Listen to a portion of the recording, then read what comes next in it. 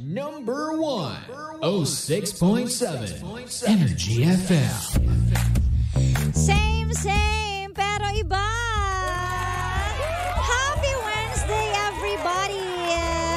Yes, it's Wednesday. Oras natin, 1:33 in the afternoon. You're still with me, Gandang Kara, ang nag-iisang chicks ng radyo. Hello po sa lahat ng mga kakabukas lang ng radyo, mga kakabukas lang ng live. And of course, we're live ha. Sa mga hindi pa nakakaalam, live po tayo para pwede ka mag-comment, magpabate, get involved sa ating magiging story later. Ayan, pwede po yan. Hanapin mo lang sa Facebook, Energy FM 106.7 o kaya naman DJ Kara. That's DJ Space K-A-R-A. Konting kembot na lang, matatapos na ang November. Ano bang hinihintay mo? Hinihintay mo ba na makaipon ka ng husto? Para naman, alam mo na, matupad mo yung mga matagal mo ng pangarap na gawin kapag Disyembre. Kasi nga naman pag December, di ba, ang sarap pagkasama mo yung family mo, sarap ng beach, o kaya naman, sarap ng bonding, kahit sa loob lang ng bahay, magluluto kayo together, di ba? Pero syempre, kahit nasa bahay kayo, kailangan mo pa rin bumili ng mga pagkain and everything. So, kailangan mag-ipon ka talaga ngayon pa lang. Di ba? Tama na muna ang gimmick. O di ba? Tigil-tigilan mo muna yung kakalabas mo every night. Di mo nakikwenta eh. Kada 1,000 mo, nakaka 10,000 ka na pala, di ba? Ang bilis kaya ng pera nowadays, di ba? Kaya ingat-ingat kung may pinag-iipunan ka sa darating na December. And for sure, marami na naman ang tataba pag December. Kasi wala akong ibig sabihin na hindi. I mean, kasi masisira yung diet mo. Ganun. Isa na ako dyan. Ngayon pa nga lang, mga Burmans, ang dami ko na nakikita mga pagkain sa bahay. Sabi ko, January na lang kaya ako mag-diet. Diba? Kasi ang sarap naman talagang kumain, lalo na pag may kasabay ka at sama-sama kayong kumakain buong pamilya. Ito talaga, Tita Cora. In general to, ha? Masarap kasi talagang kumain pag may handa. Ako tuloy yung kinabahan. Anyways, dahil Wednesday ngayon sa mga nagkakape out there, alam nyo ba na meron tayong MX3 Coffee Mix? Naku, kung magkakape ka, dapat may vitamins din na kasama para healthy diet pa rin. O diba? Ito po ay may high source of vitamin C, calcium with antioxidant benefits at cholesterol-free. At low-acid coffee rin na may low-calorie sweetener na sucralose. At ito po ay hindi nakakapagpataas ng blood sugar levels at blood pressure. Para makasiguradong tunay, natural, original na MX3 ang iyong mabibili. Siguraduhin lamang po na sa mga leading drugstores nationwide kayo bibili. For any inquiries, visit our website mx3ph.com or call the hotline 0918-8888-693. Ay, yun na nga. At dahil dyan, hello po sa lahat ng mga kakapasok lang sa live. Ayan, i-share mo na. Kung hindi mo pa nasa-share, gawin mo na ngayon. Pindutin mo na, i-like mo na, tapos i-share mo na. Diba? Para masaya tayong lahat. O ayan, hello po sa inyong lahat. Kung ngayon pa lang kayo nagla-lunch, kumusta po kayo sa mga late na nagla-lunch o kaya yung mga naka-intermittent fasting, diba? Ang hirap niyan kapag may katabi kang kumakain. Diba? Parang ito yung step 1 para paano mo kilalabanan yung tukso, diba? Kung sa pagkain pa lang di mo na kayang labanan. O paano pa sa totoong buhay?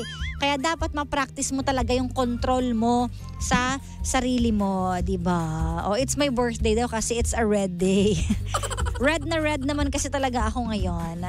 O siya, but anyways, eto na nga, simulan na po natin ang ating story for today. Dito lang yan sa Sincerely Kara.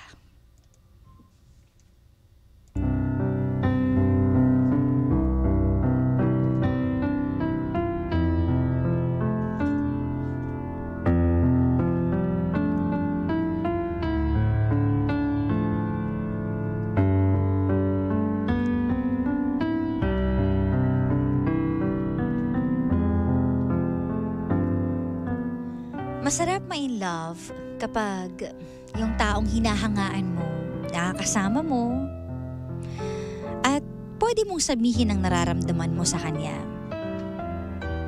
Mapapakinggan niya at malalaman mo rin kung gusto ka rin ba niya. Pero mahirap ma-in love kapag nagmamahal ka lang from afar. Yung tipong hindi mo kayang sabihin ang nararamdaman mo dahil may mga hindrance. Ano nga kaya ang dapat gawin? Para labanan ng feelings, itago o sabihin? Lalo na kung alam mong meron ding masasaktan na kaibigan. Ito ang story ni Mira, isang college student at graduating na. Isa raw siyang introvert kaya naman nasanay siyang mag-isa sa buhay. Dahil mas komportable daw siyang mag-isa kesa meron siyang kasama na meron siyang iniisip-isip. Pero minsan, naiisip din niya kung paano nga kaya kung meron akong kasama o meron akong mga kaibigan. Until dumating sa buhay niya si Katarina na naging kaibigan niya.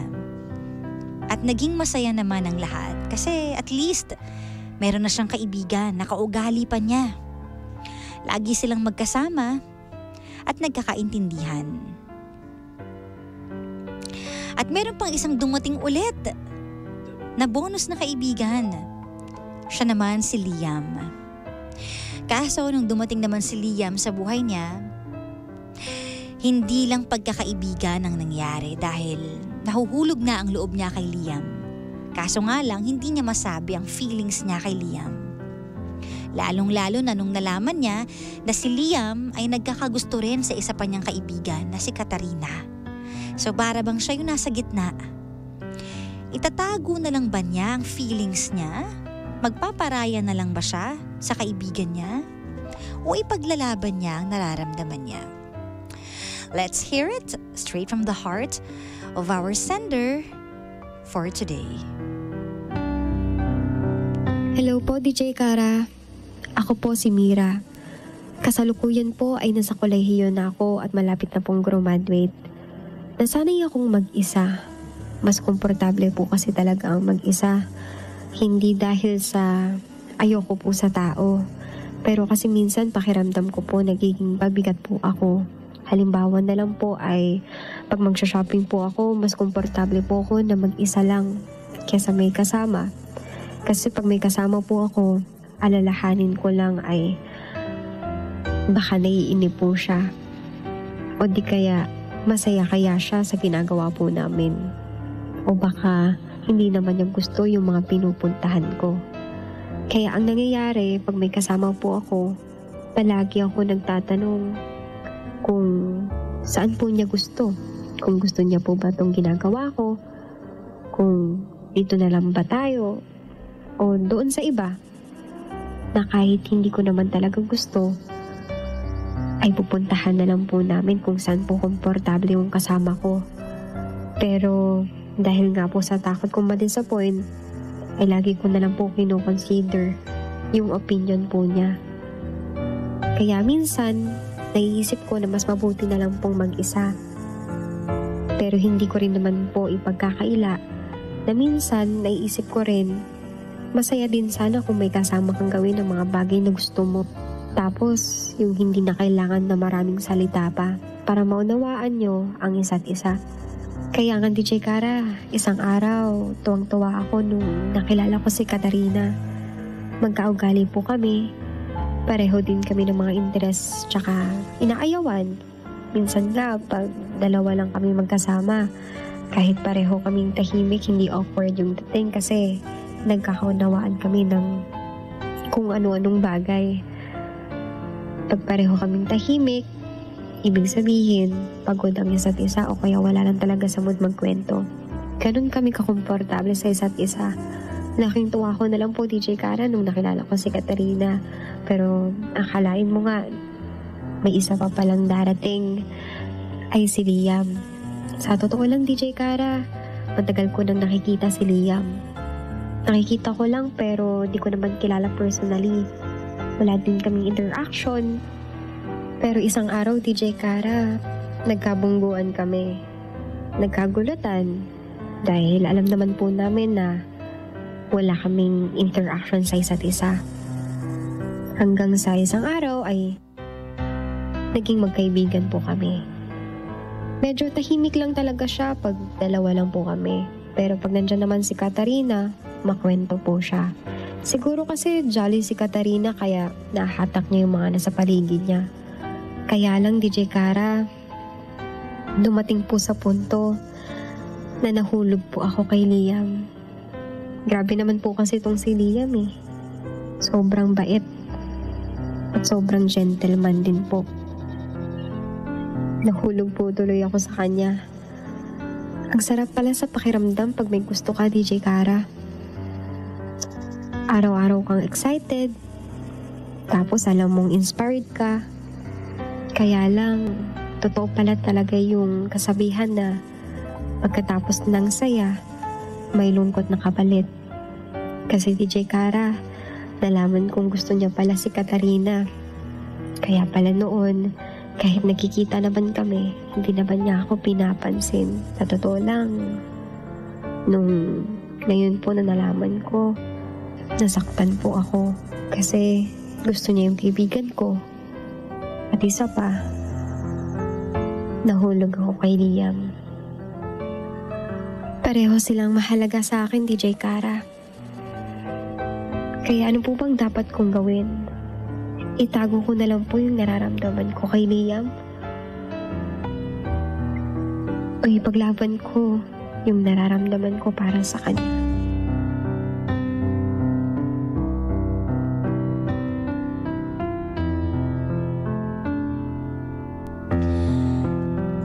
Namang itago ng nararamdaman, yung hindi mo masabi-sabi yung totoong feelings mo para sa isang tao. Kasi alam mo na may iba siyang gusto. Diba? Ano nga bang dapat gawin ni Mira? Ipaglaban yung feelings niya kahit alam niyang gusto na nung taong gusto niya? Si Katarina? Si Liam? Or tumahimik na lang siya, magtago ng feelings? Ano nga ba? Ano nga ba ang masasabi mo sa story ni Mira? Pwede na po kayo mag-comment sa ating Facebook Live. Hanapin nyo lang po Energy FM 106.7 o kaya naman DJ Kara. That's DJ Space K-A-R-A. At sabi pa niya dito, pareho silang mahalaga kasi sa akin. Kaya hindi niya alam kung ano nga ba ang dapat gawin. Ganun talaga kapag parehong importante sa iyo yung dalawang tao sa buhay mo eh, di ba?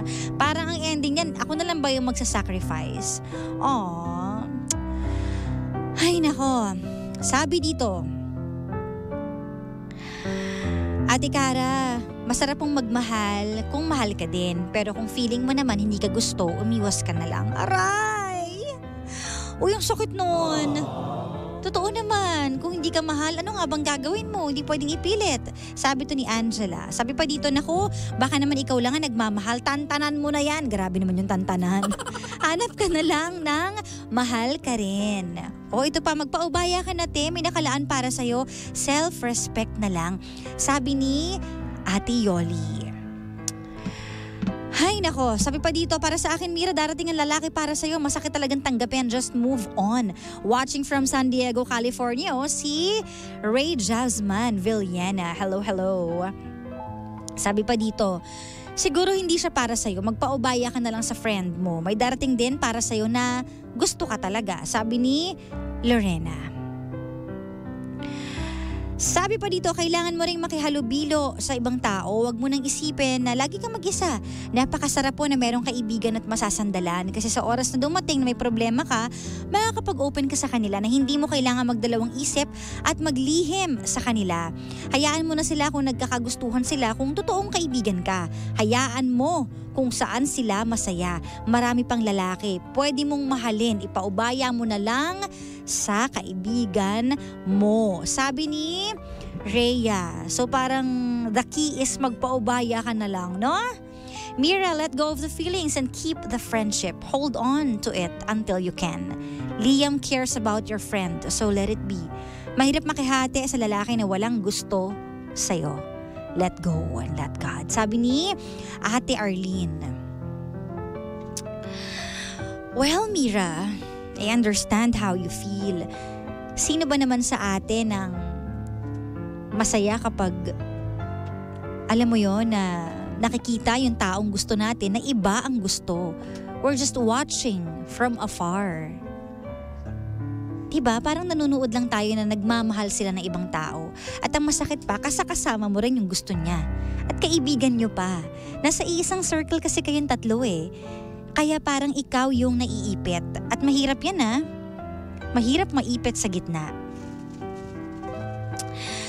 But anyways, nasabi mo na ba sa friend mo na si Katarina, total tinuturing mo siyang friend, nasabi mo na ba na may gusto ka kay Liam? Diba? At alam mo ba kung ano ang nararamdaman ni Katarina para kay Liam? Gusto rin ba niya si Liam? Para kasing sa point na to wala kayong communication as a friend. Wala kayong napapag-usapan na bes or beb. May gusto ka ba dyan? May gusto rin ako dyan? O okay lang yan? Alam mo yun, wala ba kayong girl talk?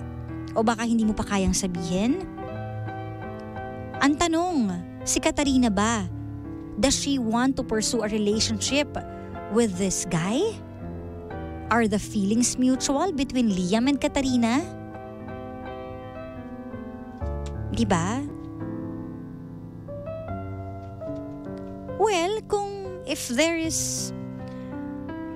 isn't a mutual attraction, then out of courtesy for your friend, pwede mo namang sabihin sa kanya na may nararamdaman ka para kay Liam.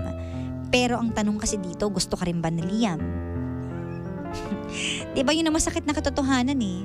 Pero siguro para makaluwag sa dibdib mo, sabihin mo, let it out para at least aware yung friend mo. Kasi in time, kung magiging sila ng kaibigan mong si Katarina at Liam, wala silang kamalay-malay, diba? At si Katarina wala ding alam sa feelings mo.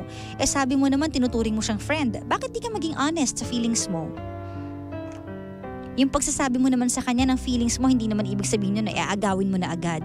Kasi nga, hindi mo alam kung gusto rin siya ni Katarina, di ba? Wala ka pang alam. So, para makaluwag sa dibdib mo, sabihin mo ang totoo sa kaibigan mo. Kahit hanggang dun lang. Pero about Liam, alam mo, mahirap talaga magmahal kapag hindi ka gusto ng taong yun. Mahirap din ipilit ang sarili. Pero para wala kang regrets, sabihin mo nararamdaman mo kay Katarina. Diba? And out of courtesy, tanong mo rin sa kanya na okay lang ba kung sasabihin ko rin ang nararamdaman ko para makaluwag sa akin? After all, it's your life. Ngayon kung ayaw sa'yo ni Liam, then accept it. Ganon talaga. Hindi lahat ng gusto natin nakukuha natin. Diba?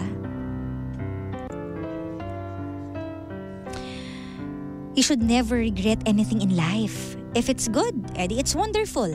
If it's bad, edi it's experience. We have to move on.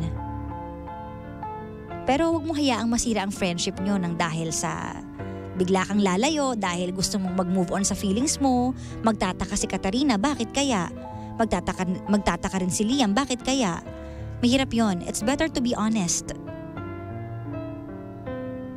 Kapag kaya mo na.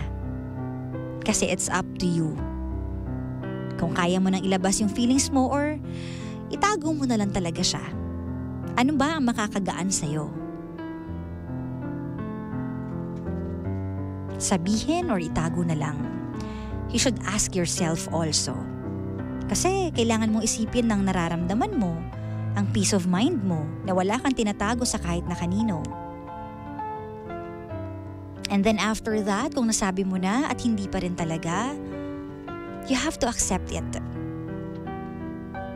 Kung kailangan mong lumayo, kung magiging sila man, at least aware sila.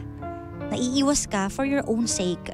Kasi mahirap naman talaga yun, isisiksik mo yung sarili mo habang nakikita mo sila. Paano ka mag-move on? Ganun talaga, siguro hanggang sa malayo ka na lang. And sometimes, the only way to love is from afar. Kahit masakit. Sincerely,